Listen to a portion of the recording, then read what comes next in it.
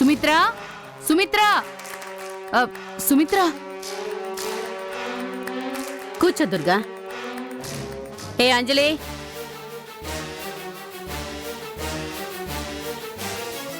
చెప్పండి వదిన గారు. కాఫీ పట్రా. వద్దులే సుమిత్ర, కొంతమంది చేతితో ఇచ్చిన మంచినీళ్ళు కూడా మహా పాపం అంట. అది నిజమేలే. నువ్వంటే అదృష్టవంతురాలివి దుర్గా. పాపిష్టి మనుషులతో కలవకపోయినా నీకు గడిచిపోతుంది.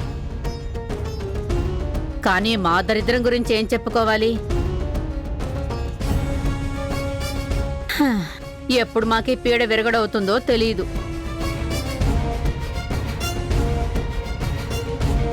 రోజు వీళ్ళ మొహాలు చూడలేక చచ్చిపోతున్నావనుకో. అంతే సుమిత్ర, కొంతమందికి అదృష్టం దరిద్రం పట్టినట్టు పడుతుంది. ఎక్కడో గుడిసెల్లో బతకాల్సిన వాళ్ళకి పెద్ద పెద్ద బంగళాలో బ్రతికే అవకాశం వస్తుంది. అయినా వాళ్ళ గుడిసె బుద్ధులు మాత్రం మారవు. సిగ్గు శరం వదిలేసి బ్రతుకుతారు. వాళ్ళకి అభిమానం, రోషం, పౌరుషం ఇలాంటివేవీ ఉండవు. విలువలు మర్చిపోయి బతుకుతున్న వాళ్ళకి అలాంటివన్నీ ఎక్కడుంటాయి దుర్గా? అయినా మన బంగారం మంచిది కానప్పుడు ఎవరిని అనుకొని ఏంటి ఉపయోగం? ఒక పని చేసేటప్పుడు 1కి 10 సార్లు ఆలోచించి నిర్ణయం తీసుకోవాలి.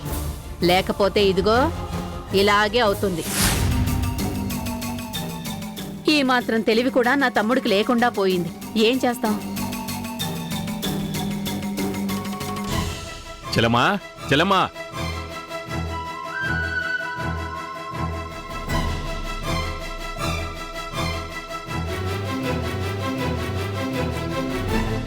ఇదో చెల్లి, ఇతనొక అన్న. ఇద్దరే. చెలమా ఇదిగో స్వీట్ తీసుకోమ్మా. ఎందుకన్నయ్యా? తర్వాత చెప్తాను, ముందు స్వీట్ తీసుకోమ్మా. ఉమ్,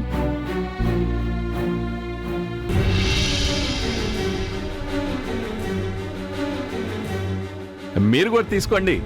ఎందుకంటే ఈ స్వీట్స్ అయ్యో, మీకు చెప్పకుండా ఉంటానా? ముందు తీసుకోండి, తర్వాత చెప్తాను.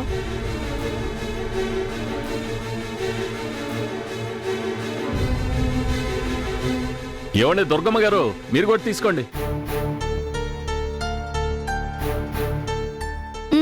స్వీట్ బాగుంది. ఇప్పుడు మ్యాటర్ అని చెప్పు. విషయం ఏంటంటే, నేను కేసు గెలిచాను. ఓస్, ఇంతేనా? దీనికేనా ఇంత హంగామా? అంటే ఇప్పటిదాకా గెలిచిన కేసు ఇదొకటేనా? అవునండి, ఇలాంటి కేసు టేక్ఓవర్ చేయడం, దాన్ని గెలవడం ఇదే మొదటిసారండి. ఏం కేసేంటి? Domestic violence case. ఒక అమ్మాయిని ఆమె ఆడపడుచు, అత్తగారు, ఆవిడ చుట్టం అందరూ కలిసి మాటలతో హింసించి టార్చర్ పెడుతుంటే ఆ అమ్మాయి కేసు పెట్టింది. అంతే, అందరికీ 7 సంవత్సరాలు కట్టిన కారాగార శిక్ష పడింది. ఏంటి, 7 ఏళ్ళు జైలా? మరి ఊరికే వదులుతారా? సందు దొరికింది కదా అని పక్కింటి వాళ్ళ మేటర్లో ఏలు పెడితే ఊరుకుంటారా ఏంటి? అందుకే 7 ఏళ్ళు వేశారు. సుమిత్ర, ఊరుకో దుర్గా, అదంతా అబద్ధం. మన దగ్గర ఏదో గొప్పలు చెప్తున్నాడు. ఈ మాత్రం దానికి జైలు శిక్షలు వేస్తారా? ఏంటి, మీకు నమ్మకం లేదా? ఇదిగో జడ్జిమెంట్ కాపీ చదవండి. నిజానికి ఇంకో 2 సెక్షన్లు కలిపి పెడదాం అనుకున్నాను. అది గనక ప్రూవ్ చేసుంటే 10 ఏళ్ళు జైలు శిక్ష పడి ఉండేది.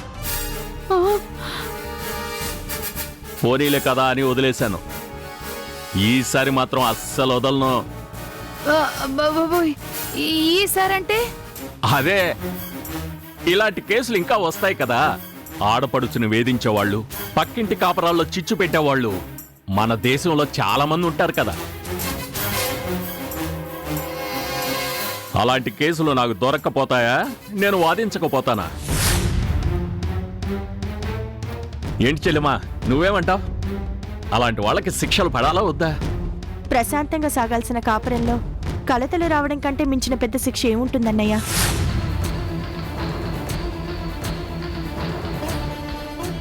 మన తలరాతకి ఎవరిని అనుకుని ప్రయోజనం ఏముంది?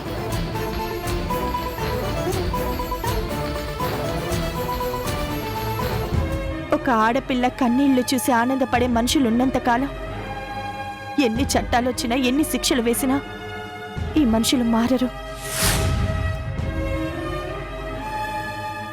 మారేలా చేయడానికే కదమ్మా ఈ చట్టాలు, ఈ కోర్టులు ఉండేది.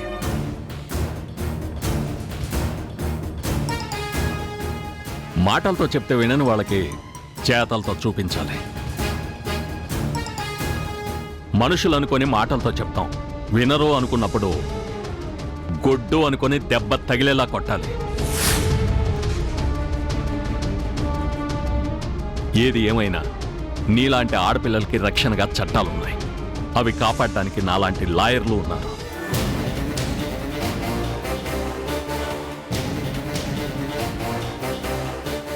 చూడమ్మా అంజలి, కన్నీళ్లు పెట్టుకొని కుమిలిపోయే రోజులు పోయాయి తల్లి. భర్త అయినా ఎవరైనా సరే పని కట్టుకొని ఏడిపిస్తే ఎవరిని సహించాల్సిన అవసరమే లేదు.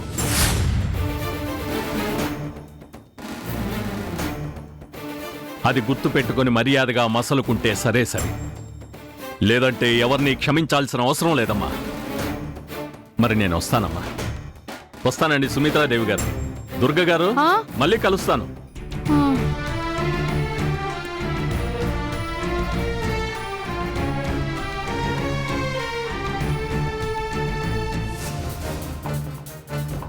ఏంటి సుమిత్ర, ఈ లాయర్ గడు వచ్చి మనకి వార్నింగ్ ఇచ్చిపోతున్నాడా?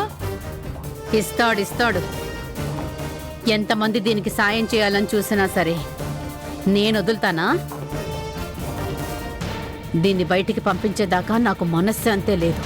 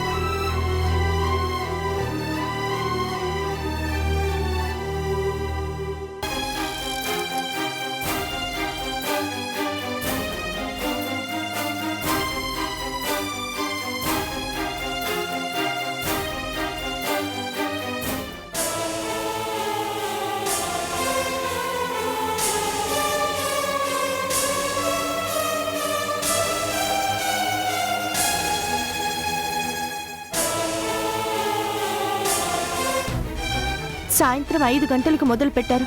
ఇప్పుడు టైం 10 అయింది. అయితే ఇంకా ఎంతసేపు తాగుతారు? ఎంత తాగుతారు? నాకు నిద్ర వచ్చేంత వరకు, మత్తెక్కేంత వరకు. ఇదివరకు ఎప్పుడు మీరిలా లేరు. నువ్వు కూడా ఇదివరకు ఇలా లేవు. అసలు మీ ప్రాబ్లం ఏంటో చెప్పండి. నా మీద కోపం కదా, అయితే నాతో మాట్లాడండి, తిట్టండి, అరవండి, లేదంటే కొట్టండి. అది కాకపోతే మీరే పీక పిసికి చంపేయండి. అంతేకాని ఇలా మిమ్మల్ని మీరు శిక్షించుకోవడం కరెక్ట్ కాదండి. నువ్వు చెప్పినట్టు మనుషులు వేధించడం నాకు చేత కాదు. ఇది వేధించడం కాకపోతే మరేంటి? మీకు తెలియకుండానే నన్ను పాపని ఎంత బాధ పెడుతున్నారో తెలుసా? ఏది నీకంటేనా? నేనెప్పుడు మీరు బాగుండాలని కోరుకునే మనిషినండి. మిమ్మల్ని బాధ పెడుతున్నానని ఎందుకు ఫీల్ అవుతున్నారు? నీ కథలు నా దగ్గర చెప్పొద్దంజలి. నీ మాటలు విని మోసపోవడానికి నేను ఇదివరకటి మనిషిని కాదు. నువ్వేంటో నీ బతికేంటో నాకు బాగా తెలుసు. ఏం తెలుసండి? నా గురించి మీకేం తెలుసు? ఎవరో ఏదో చెప్తే అది నమ్మి ఎవరో ఏదో చెబితే నమ్మలేదు. నా కళ్ళతో నేనే చూశాను.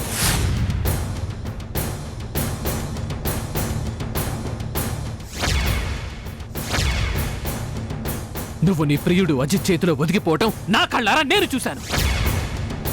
మన కళ్ళు కూడా మనల్ని ఒక్కోసారి మోసం చేస్తాయండి. చూసినవన్నీ నిజాలు కావు. అవునా? అయితే సూటిగా ఓ ప్రశ్న అడుగుతాను, చెప్పు.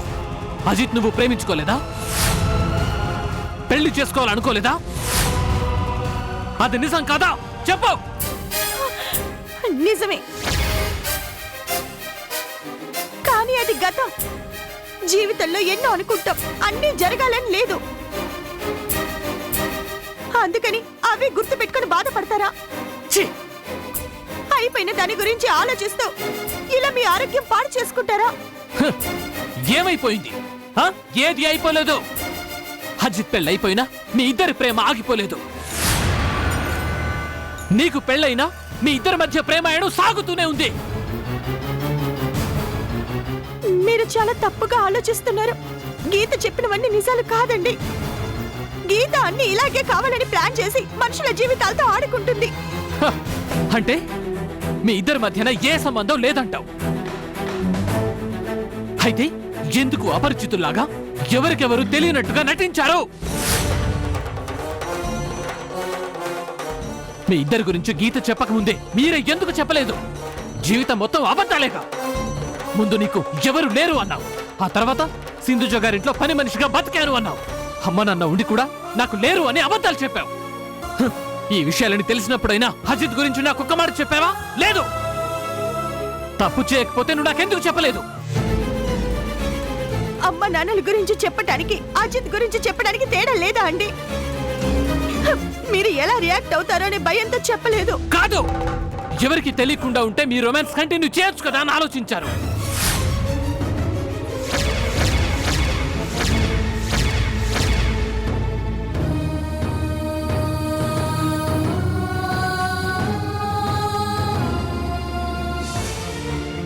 వద్దండి, మీలాంటి మంచి వాళ్ళు ఇలాంటి దుర్మార్గపు మాటలు మాట్లాడి మిమ్మల్ని మీరు దిగజార్చుకోకండి. నేను దిగజారకూడదనే ఇంతకాలం నిన్ను అడగలేకపోయాను. కానీ నిన్ను చూస్తుంటే నాకు రక్తం మరిగిపోతోంది. నన్ను మోసం చేస్తున్నావనే బాధ నా మనసుని మెలిపెట్టేస్తోంది. చిచి, అసలు నీ మోహం చూడాలంటేనే నాకు అసహ్యం వేస్తోంది.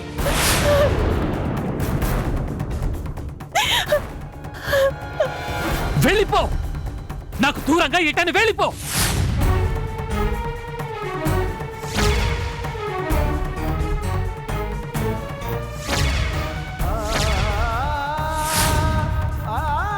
నువ్వు తాళి కట్టమని అడగగానే నేనేమి ఆలోచించకుండా తాళి కట్టేసి నీ భర్తనైపోయాను. అదెంత పిచ్చి పనో నాకు ఇప్పుడు అర్థమవుతోంది. వెళ్ళిపో, నా కంటికి కనిపించినంత దూరంగా వెళ్ళిపో. నా మనశ్శాంతిని నాకు దూరం చేయకుండా వెళ్ళిపో.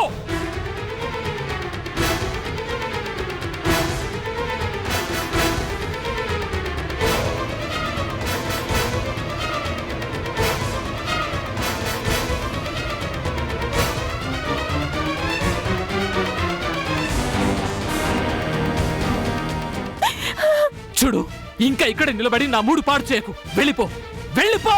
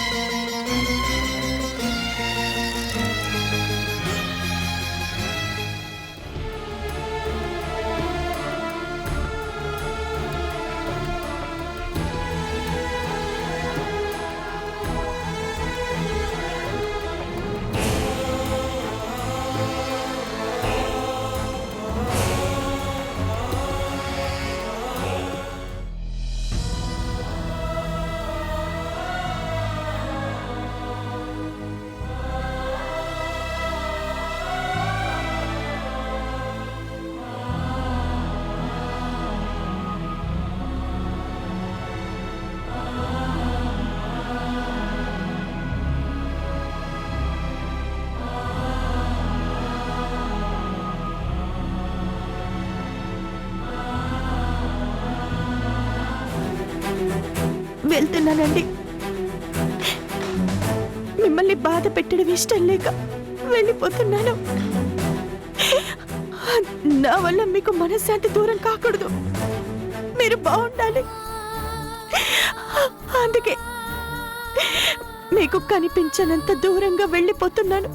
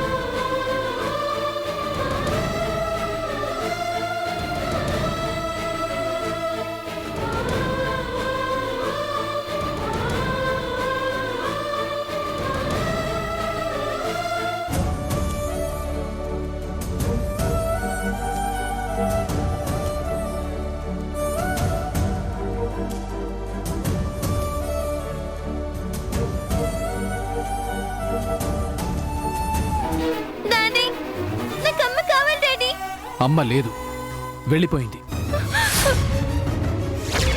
ఎక్కడికి వెళ్ళింది డాడీ? ఎక్కడికో పోయింది పింకీ. వస్తుందన్న నమ్మకం కూడా లేదు.